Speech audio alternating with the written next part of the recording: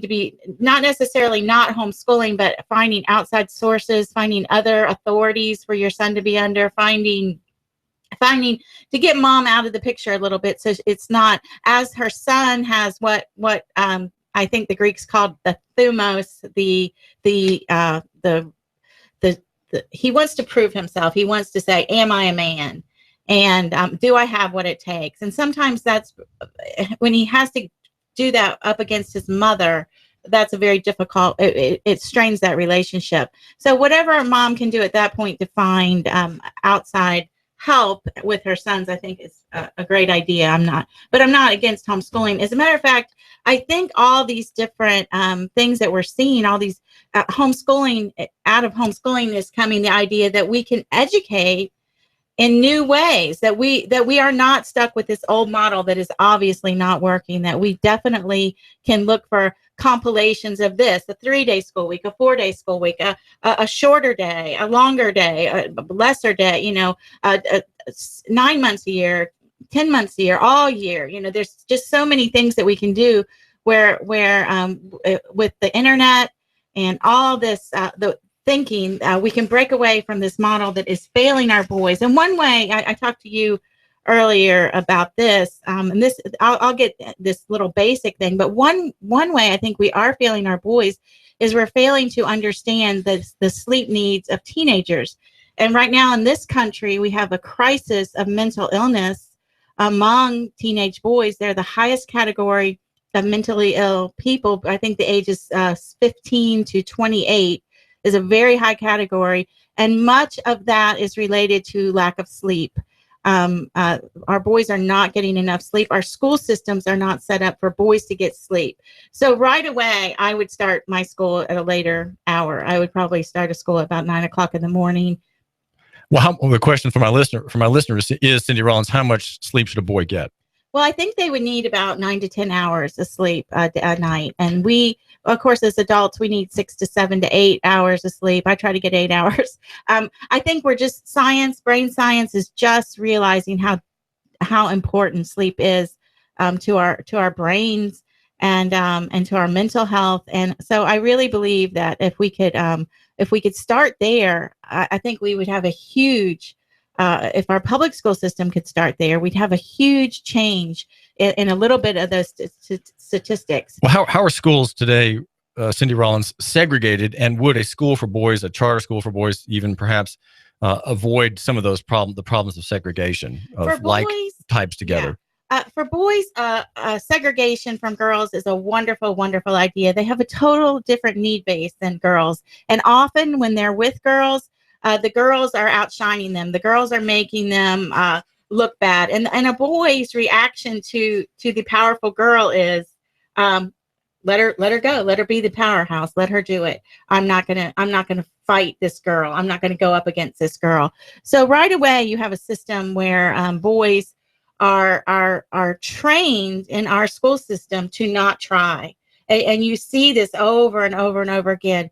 That their whole idea is to sit there and not learn. They go to school with the attitude, whatever I do, I'm not going to put myself out there. So we need schools that are challenging boys, and we need schools that admire boys for their unique characteristics. Charlotte Mason talked about knowledge. I think that in a boys' school, there are two things that you're going to have that would come up naturally. One of those is work, and one of those would be getting the boy outside. And that's the other thing our boys are missing, because kids don't play outside anymore, and because they're on the computer so much screen time. Our kids are not getting out in the sun. They're not getting the benefits of being out of doors, which God, I feel, made men to be out of doors. Well, what did Charlotte Mason say about outside of classroom activities? Well, Charlotte Mason said the mornings were for knowledge and gaining knowledge, and the afternoons are for work and being outside. And I think that's a perfect model. No boy should be locked in a classroom all day long. A boy there should be that. This is not to disparage what goes on in the classroom, because knowledge is important. It is the thing. We don't ever want to forget that what we want to give our boys is knowledge, wisdom, and knowledge, understanding, which is built on knowledge. We want to admire knowledge. We want to seek knowledge, but we don't want to forget that that is something we're building on. We're not building our building all today. We want to have a little bit of knowledge in the morning, or as much, a good portion. And then that's it. We want to go outside and we want to work. Now, we don't want to go inside and play video games the rest of the day. And that's one reason, we have to be very careful when we're making our models, because if we say, well, we just won't do anything in the afternoons. And then it turns out that in the afternoons, we're just sitting around watching television, watching movies, playing video games. Then we're not really gaining anything by not having school in the afternoons. But so we definitely need to have a plan for our afternoons. But I think the afternoons should be built on service. Oh, we can't forget service. Building a house. The Habitat for Humanity does a lot of work in Chattanooga. Getting our boys involved in those things. Now, I do think there's a little problem. I think what I heard is you have to be 18 to work. This is our culture. Our culture has outlawed some of the things that would make our schools and our educational system better. But getting our boys into these sort of projects where they're thinking about other people, they're not just thinking about themselves. They're working with their hands. They're working. That could be gardening, perhaps. Oh, absolutely. Mechanic work outside. Yeah, all of that. Yeah. In the open, as opposed to in a room, enclosed room. Yeah. Any skill, under neon lights. Any skill. So when I say the mornings are for knowledge, the mornings are not for skills, and because we don't want to forget. When a lot of times we'll say, well, let's give our boys a technical school, which is fine. There's nothing wrong with a technical school. But if we forget that they must build their technique on knowledge, then we don't have a good balance. So we want to have technical schools and skills, but we want those skills to be done in the afternoon. And in the morning, we want to have the knowledge base. So when I talk, I don't want to ever forget the fact that we have this morning time full of knowledge, the afternoon time full of skills, service, and being out of doors. In Chattanooga, there's just no end to our ability to get out of doors, and we should be taking advantage of that. And it's a shame that our public schools can't take advantage of this wonderful opportunity we have just free at our doorstep. In the morning times, Cindy Rollins, what would you propose about the length of time given to any particular subject, let's say science or history? In the normal school, everything is worth about 50 minutes, and suddenly, no matter how compelling the material, suddenly the bell rings and the students slap their books shut and walk off. What about the organization of classes, and what subjects would you say are most strongly aid a young male? Well, any subject is going to aid a male if it's interesting, if it's idea based. We want to have our subjects based on ideas, and because we want their minds to be processing, and really education comes down to, what do I give my attention to? I am going to learn as a person today what I pay attention to, and you're going to do the same thing. You're going to learn. So education comes down to, am I paying attention? And so here's where Charlotte Mason is a little bit different than maybe what you're thinking. You think, 50 minutes, lessons up. Well, you've had a teacher talking for 50 minutes. Very few people are going to listen to someone talk for 50 minutes. That's just not how especially, if you're listening to the radio, you can get out your phone. You can pay attention to 2 or 3 things at the same time. But if you're just sitting in a classroom and you're having to look at the teacher, it's just like church. I would rather have a short sermon than a long sermon, because I keep that short sermon with me, because I took what was meat out of it, and I've been able to go on from there. It doesn't help me for the pastor to say the point over and over and over again. I don't learn more because he said it over and over again. We think that's how learning happens, because we know people don't pay attention.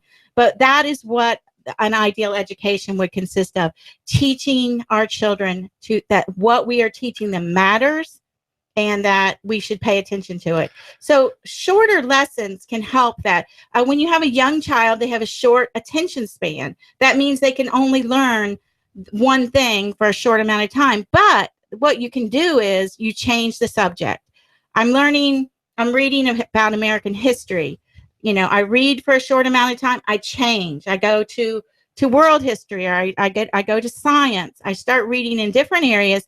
And so I can gain an advantage of the short attention span to change my subject so that the child's attention continues to be fully aware. But I can't emphasize enough the idea that what we're getting at is processing. We want our children to process what they're hearing. So we have to give them meat and then let them process that meat. Charlotte Mason talks about it this way. She said our minds, which she talks about frequently, our mind is like our body. Our body requires food to have energy to go about our day. Our mind, in the exact same way, our mind needs food. If we get that food, we take what we need out of it. Some of us, we may all hear the same thing, and some of us might need different vitamins, if you want to put it in that. So we each take something out of what we're learning, but it may not be the exact same thing, and we process that. And as our mind processes, that is learning. And without that processing, you don't have true learning. So what I think we have now in our schools is we have a lot of teaching and very little learning. And I think that this needs to be addressed by someone in our culture. What does that mean? Well, a lot of teaching and not a lot of learning. Well, Explain I think that whenever we come up with some new idea, be it No Child Left Behind or whatever the newest Common Core, it's all about teaching. It's all about teaching. It's teacher-centric. Yes. What is the teacher going to teach the child? Which absolutely means nothing to the child. It doesn't mean anything about what's going to be learned or what's going to be taken away. So we have to ask ourselves, how do people learn? And we have to feed the mind the things that the mind needs to be fed. If we don't, then we can't expect there to be learning to take place. Well, it sounds like you're suggesting that there has to be created a desire for learning. Yes, and the one way that desire is implemented is through knowledge, right? Understanding that the mind does want knowledge, that people do want knowledge. So one other thing I would say in that, where we're really failing our boys, and this is a big idea, so I don't know if we have time to talk about it, is the idea of honor. Honor is a huge key that we're missing in this culture. And you see that in how many of our boys, I know you can relate to this, how often do our boys join the military when they graduate? These boys are hungry to prove themselves. I said they wanted to, am I man enough? Do I have what it takes? Our boys are dying in this culture. Girls are do far better than they in school and in the subjects that we teach them. The girls are outpacing the boys because we misunderstood what it means to actually learn. We don't feed their minds, and the boys get bored before the girls do. But imagine reading a book from say your son grows up. I have a blog post on Circe. It used to be called The Literature of Honor for Boys. But a few years ago, I looked all over to find this article and I couldn't find it. But a man named Stephen somebody wrote an article about why schools are failing our boys. And he said that the reason our boys are failing is there is no honor. They have nothing to strive for to be honorable. Our culture doesn't admire honor. The idea of honor implies virtue in struggle with some vice or some wrong or some injustice, right? So it implies struggle and it implies a fixed moral standard, an eternal, universal, fixed moral standard. That's right. Of some kind. Right. So if you don't have a fixed moral standard, it's very hard to have honor, because what is honor? I mean, so we've left our boys in this morass, and it's very sad because we see increased violence against women from men. And we see that because there isn't really any motivation for a boy to be honorable. And without that honor, we've left our boys lost. So I always look at it this way. Take a book that maybe you read to your child when they're growing up, The Chronicles of Narnia, or just The Princess and the Goblin, or I don't know, any book, G.A. Henty, or or Horatio Alger, the boy pulls himself up by his bootstraps. Try to imagine what would happen. Every once in a while in those books, there's a bully, and when the boy's a young child, there's a bully, and the hero gets thrashed. The hero thrashes the bully eventually. Well, what would happen? What in our culture, we don't have anything to replace that idea, because we can't thrash anybody. So we have these boiling, and I'm not obviously not promoting the idea of thrashing, but I will say this. We have a desperate need for our boys to understand honor. This is David Tulis. We're talking with Cindy Rollins, who writes for CerseiInstitute.org. She's a Hickson area mom. She and her husband Tim have 9 children and 8 boys. Her children are ages 14 to 31. 2 of the Rollins children are still at home. 1 is being homeschooled. Cindy is a writer and writes about cultivating wisdom and virtue at the CerseiInstitute.org. She speaks around the country. In May, she'll be in Colorado talking about nourishing your own soul, directed for teachers whom she encourages to stock their soul before the next semester begins. This is David Tulis. We're brought to you by Eric Pelton, the numbers guy, also by Cell Surgeon. If you have a smart device or a phone that needs repair, make sure you go to Adam and Anthony at Cell Surgeon next to Old Chicago's Pizza in Northgate Mall. The number is 668-0100. That's 668-0100. Open for that crisis on Sunday, right? That's Cell Surgeon at Northgate Mall. Also brought to you by Ducts, the indoor professionals, formerly known as Duct Busters. Ducts will clean the mold and mildew and the junk from your long-neglected ductwork. And know if they find the aftermarket machine guns from your child's Lego kit, they will not be restored to said child. They will be taken out along with the bug abdomens and the droppings of mice in your duct work. This is David Tulis. Make sure you go to Ducts to have your house taken care of and your business. 876-9907, 876-9907. We're talking with Cindy Rollins in light of a big story in Sunday's editions of the newspaper about a proposed millionaire-sponsored charter school for boys downtown. What do boys need in their learning? How can a school possibly help them? This is David Tulis.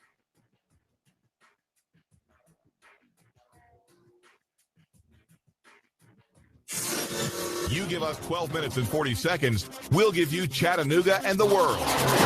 News Talk 1240.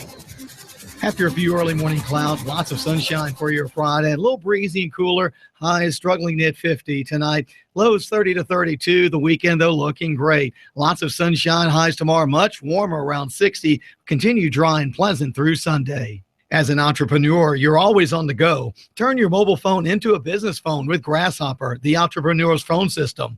Get a local or toll-free number for more at grasshopper.com. NI-SOAR's Gene Schwalls, Chief Meteorologist Patrick Orr. On AM 1240, Hot News Talk Radio. AM 1240, Hot News Talk Radio. The home of Super Bowl 50. From pregame to postgame, the Panthers face the Broncos. Here on the exciting action live. Tennessee Valley's home for the NFL and Super Bowl 50.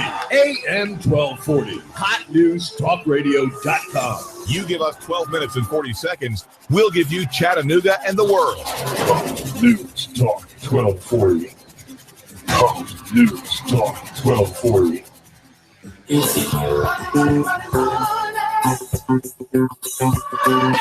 On your signature, you can get $150,000. Can you believe that? $150,000 on your signature. Hi, I'm Bruce Krebs with the Entrepreneur Source. There's a program right now that you can get $150,000 on your signature with no pledge of collateral or personal guarantee. Call me at 423-875-5621 to learn more. 423-875-5621. You've been thinking about starting a business and becoming self-sufficient. Don't do it on your own. I have a proven track record for the last 13 years, a 96% success rate. I can guide you into a franchise where you will pay yourself through the startup phase with very low or little risk. Call me now. I'm Bruce Krebs at 423-875-5621. 875-5621. And make sure to listen to the Entrepreneur Hour every other Wednesday from 11 to 12 o'clock here at AM 1240 Hot News Talk Radio. Call me now, 875-5621. While politicians debate climate change and taking our guns, they leave America vulnerable to disaster. You need to act now to keep your family safe and prepared. Do you have an emergency plan? Do you have long-term storage food? Do you have the skills and mindset to survive a disaster? If not, what are you waiting for? Call P5 Preparedness right now, 423-602-2175. Do you honestly think the government is going to help you? If you do, you are wrong, dead wrong. Don't get caught unprepared. Let the experts at P5 Preparedness get you ready for any emergency or disaster situation. Today, we offer a wide range of classes for the beginner on how to prepare, as well as the expert prepper. We stock a wide range of supplies, including long-term storage food, water filtration, outdoor gear, tactical gear, and plate carriers. P5 Preparedness, East Brainerd Road between I-75 and Gun Barrel Road. You will see the Army Deuce and a Half truck, 423-602-2175, 1309 Panorama Drive, Chattanooga, P5preparedness.com.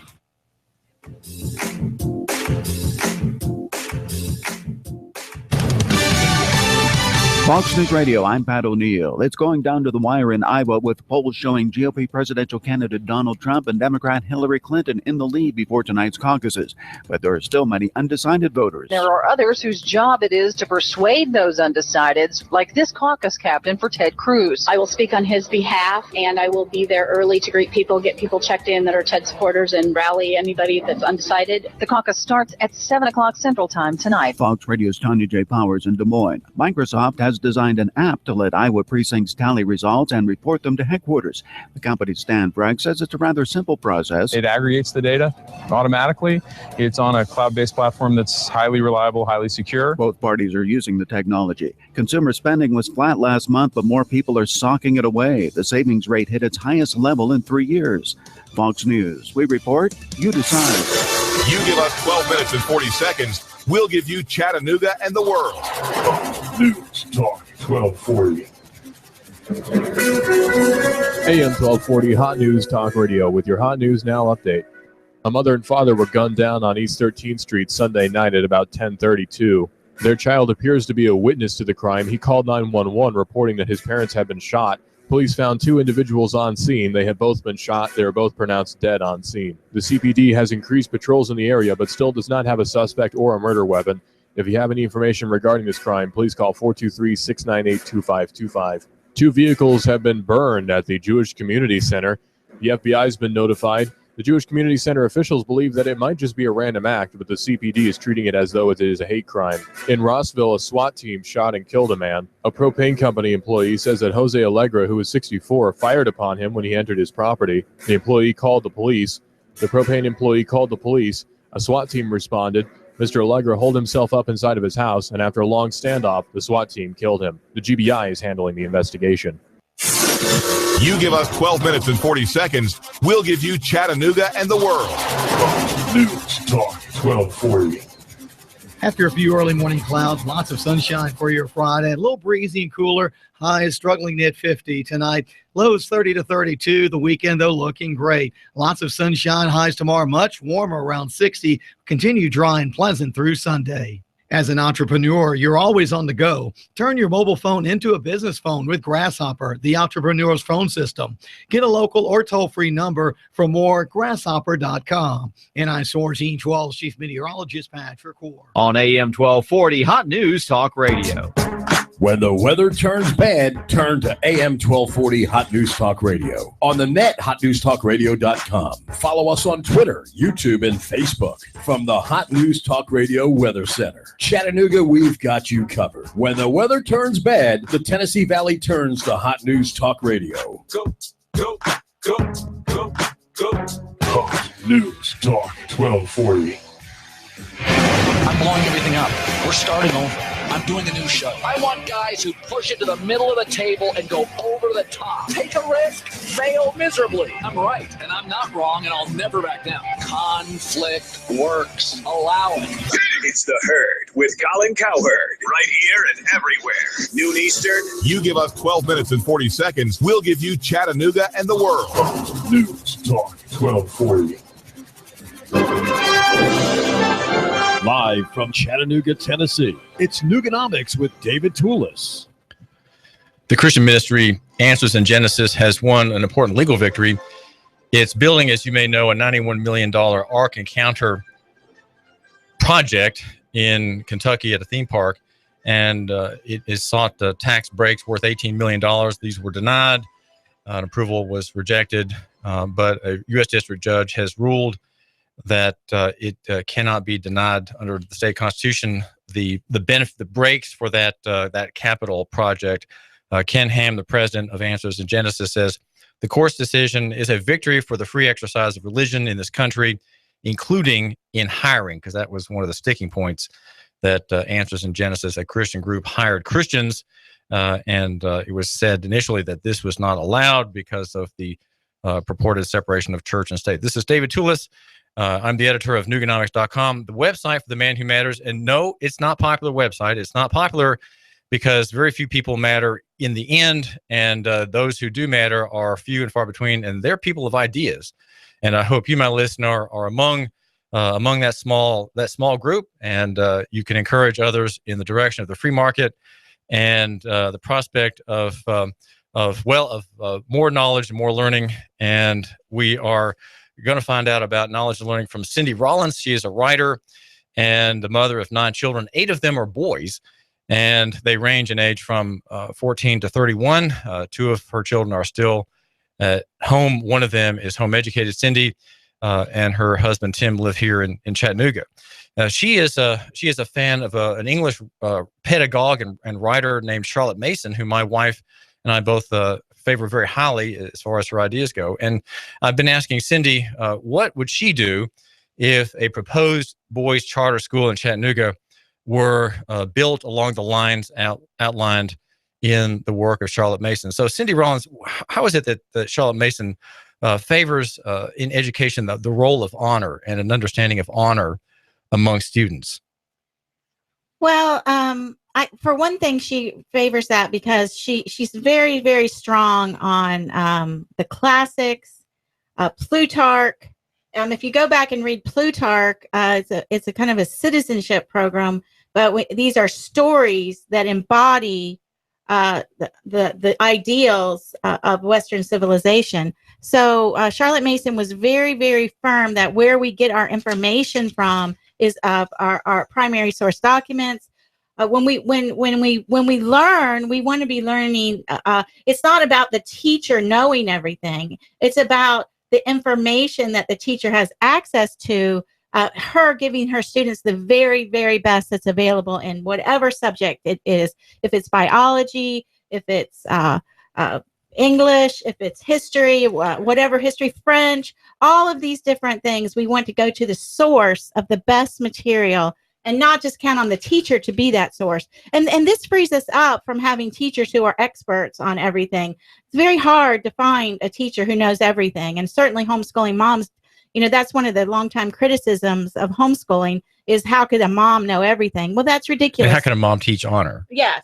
Well, true. How could a mom teach honor? Well, one way a mom can teach honor is for letting her children, as she is a servant. Most moms are servants to their families, but she can also let her sons serve her. She can offer, she doesn't always have to be independent. We always think of women, strong women. I'm all for strong women. Believe me, I am. But a strong woman has the ability to back up and let someone else do something for her. If she's getting out of the car, she doesn't have to say, no, I've got all this because I'm a strong woman. No, she's strong enough to say, could you carry this for me? Could you take this chair for me? I'm all about letting boys feel like they are needed because they are needed, and they are not finding that out in our culture. So we can do that in little ways, the ways I'm talking about right now, or big ways by getting them in touch with what I call the literature of honor. And I have written a blog post about that which is up at Cersei. It was originally titled The Literature of Honor for Boys, but now it's called Books for Cultivating Honorable Boys. So if you go to the Cersei blog, CIRCE Institute, and then go .org and then hit blog, you can search through my archives. I have lots of articles there with my name, Cindy Rollins, or you can Google Books for Cultivating Honorable Boys, and it'll take you to a blog post I wrote in which we introduce boys to honor through reading, and I think I don't know what base of literature our listeners have listened to, but for instance, if you take the book The Voyage of the Dawn Treader, they have a character in that book called Reepicheep. It doesn't take long reading that book for you to feel like you know what you want Reepicheep to do, and you're hoping that he does it. And of course, he has that internal struggle, but you are struggling for him to make the right choice and be brave and go. And of course, he does. He goes on to. I don't want to be a spoiler to those of you who haven't read the book, but by C.S. Lewis. Yes, by C.S. Lewis, The Voyage of the Dawn Treader. I guess it's book 3 or 4, The Chronicles of Narnia, and it's a wonderful, wonderful story. But it just gives us a simple example of honor, and how as we're reading these books of honor, our processing, our mind is processing what we're reading, and we're making decisions about right and wrong, which is why it's very dangerous to give our children too many modern books where the existential crisis overtakes the actual truth of the situation. Well, what happens in those books, Cindy Rollins? This existential crisis. What's the problem there? Well, there's no truth. There's no right answer. There's no goodness. And one of the things C.S. Lewis said, when he was reading George MacDonald, Lewis said he was not a Christian at the time, but he said there's something here, and I think that something is goodness. And that eventually led Lewis to Christ. But in the same way, if we're constantly saying, no, there's no right answer, no, there's no right way to behave in this situation, then we are really leaving our boys in a lurch, because they have to have that striving after the good and the honorable. And when they have that, they have something to live up to. Sure, they're going to fail, and that's all right. We can pat them on the back. Our boys are going to have failures, and we want to be there for those. I mean, that part of learning is failing, and we don't have to be afraid of failure.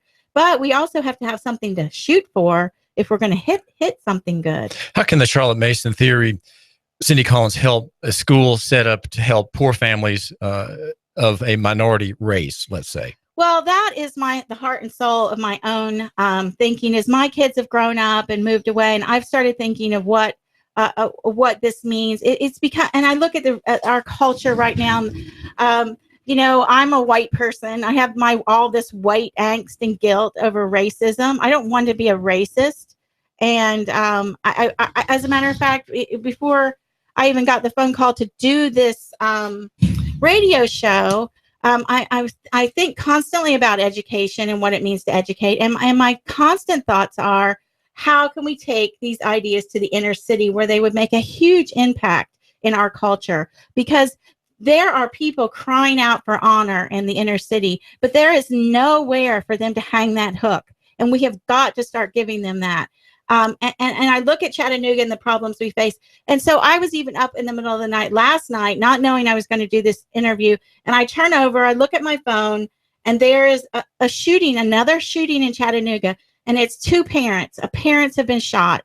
And my heart, for some reason, it just broke my heart to hear that story in this town, in our culture, when there's no need for this to be our culture. There's no need for us to have this. We have got to we have got to go in and rescue our inner cities. I don't know what we need to do. Well, what are the competing theories, Cindy Rollins, about the inner city? There's another theory out there, a progressive state-centered solution with more programs.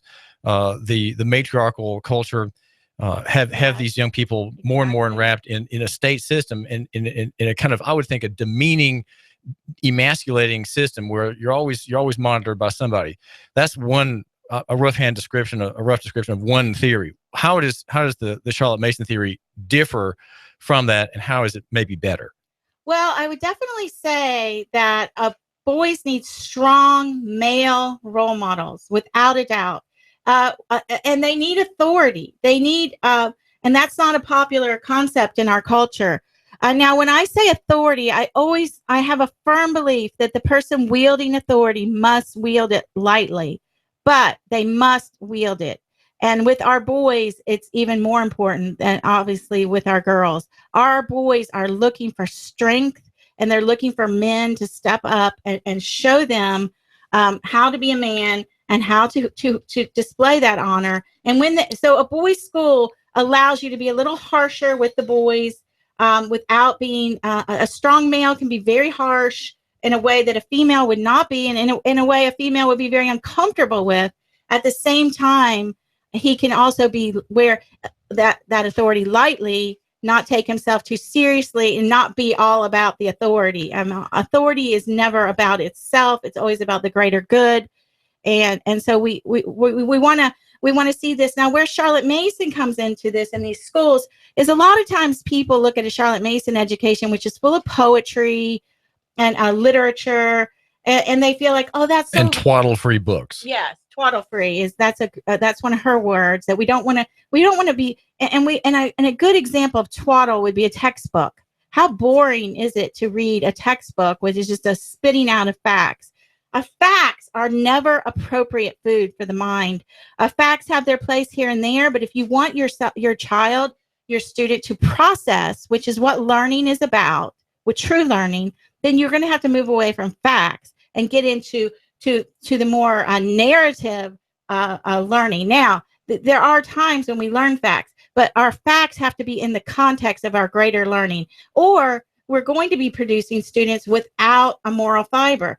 Facts without a background of morality are not that great for us. We can know a lot of facts and not be better people, and not be smarter people, and not be more learned people, and certainly not have any wisdom. So we're not against learning facts, but we want our facts to be built on in a larger narrative. Exactly. And you have your heroic historical figure, the self-sacrificing minor player in a national or international tragedy, some obscure person carried in a history or a novel. Those are the people you want your student to follow and admire, and to live vicariously in that story's life. And then the facts are kind of by the way at that point. They're not central to the story. Even if it's a historical fiction, or even if it's an actual history, the facts are less important than the life the student leads. The reader leads reading that text. Yes, and if you look at even like our schools, like later on, like our business schools, a friend of mine, Vegan Gororian, has a very famous essay on the internet, I think, about why business schools should teach literature. Why is it important for a businessman to have a background in literature and stories? It's very important. It's very important for that whole moral fiber of the person, because our businessmen, our mathematicians, our technicians, our scientists, they are humans. And our education is for our humanities, and that's why we call it the liberal arts, what free men know. The liberal arts are what free men know.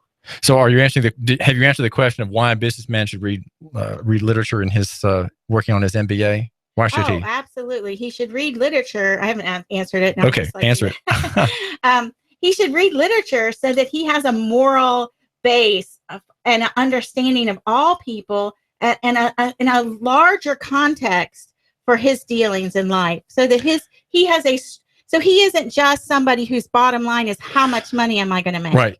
A business student who reads literature, Dickens or Catherine Mansfield or Flannery O'Connor, he's learning empathy, which he's not going to get in the business school where it's all cost analysis, profit margin, and calculations. It's not, and in the end, I think you can be trained to think all about yourself. Your business is all about you, and a good capitalist, and now perhaps even Thorpe McKenzie, thinks about other people. And I don't know about in that field if that happens, but certainly in small business and many other fields, the entrepreneur thinks about the other, his customer, and so that a man is trained in that by literature. You could say, in addition to studies in religion, perhaps. Yes, you could say that for this businessman, something has captured his imagination. His imagination has been captured by an idea, and he's putting his money into what he's imagined. C.S. Lewis, quoting Augustine, calls education the ordo amoris. It's the ordering of of our loves. We don't always love, and our boys don't always love the true and the good and the beautiful. But that is the goal of education. The goal of education is to order our love so that we will begin to love what is true and what is good and what is beautiful. So let's talk a bit further, Cindy Rollins, about how a school like this, a charter school that's proposed by Thorpe McKenzie, the millionaire who wants to bequeath his city with his generosity. How would a school like that help the inner city problems that we have in Chattanooga?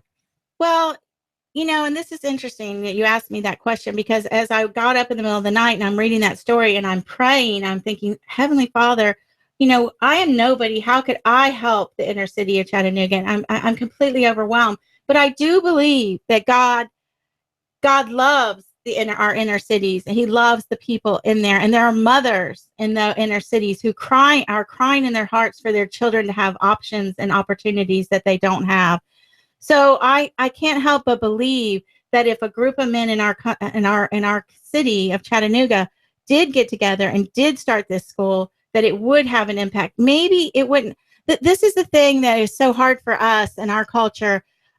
Is that we like our fruit to be born immediately. We want to grow lettuce or spinach, and in a couple weeks we want to go cut our spinach and have our fruit. But real and lasting fruit takes a long time, and that's why I'm so about education. We've got such a mess on our hands, and everybody has all these solutions. We're going here and we're going there. Why don't we go back to why don't we start at the beginning with whoever we can? No, we can't. We can't save everybody, and we don't have all the answers. I certainly don't have all the answers, but we can start, and we can look for fruit in the future, and that's where we're going to have to look for it. We can't expect to gain, overturn and change our culture. I like to think of Henry V when I start talking about this stuff.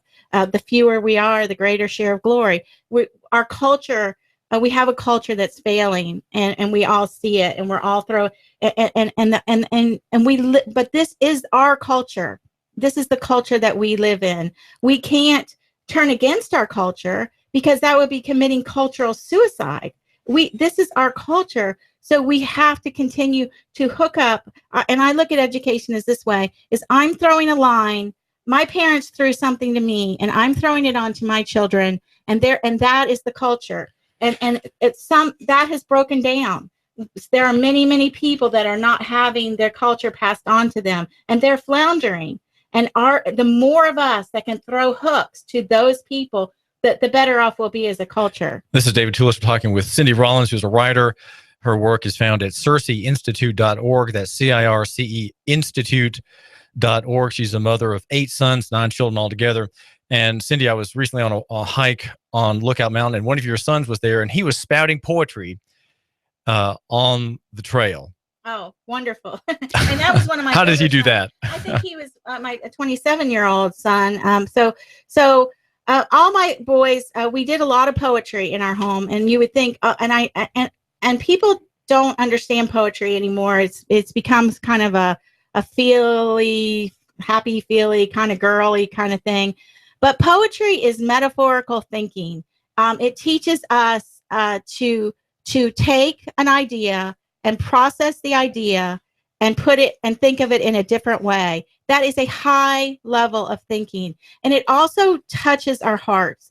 Now, poetry is not easy. When you quote a poem, it doesn't immediately change you. It doesn't immediately help you to understand it. But when you have a lifetime of poetry in your heart, you have something. All my guys have grown up to do things that I totally hate. They're all doing very manly things with guns. I can't even tell you what some. One's a police officer. Yeah, one is a police officer, and a couple more in other fields that in the military as well. Yeah, I sort of, and they're doing these things that I wouldn't have planned for them to do. And this is actually the beauty of the liberal arts. I did not plan my future of my children. I gave them a strong liberal arts background. And then when they were on a 30-mile ruck with 50 pounds on their back, what did they do to get through those ruck marches? Well, they quoted poetry. They quoted scripture. They sang songs, and every time one of my sons ran a marathon, he said, I did what my older brother did. I started trying to remember every poem I could say and every Bible verse I could say, and that's how I got through the marathon.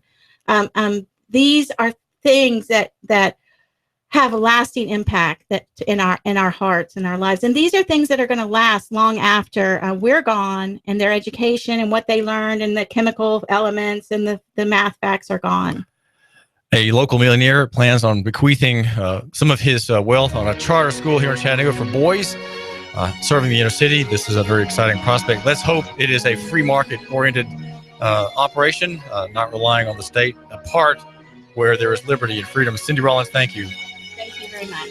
Cindy Rollins is a writer focusing on educational topics. This is David Tulis. Chattanooga Patriots Prepper Show every Thursday from 11 to noon on AM 1240 Hot News Talk Radio. You need a place for your party or maybe a wedding reception for 100 or even more. Maybe you'd like to host a small trade show.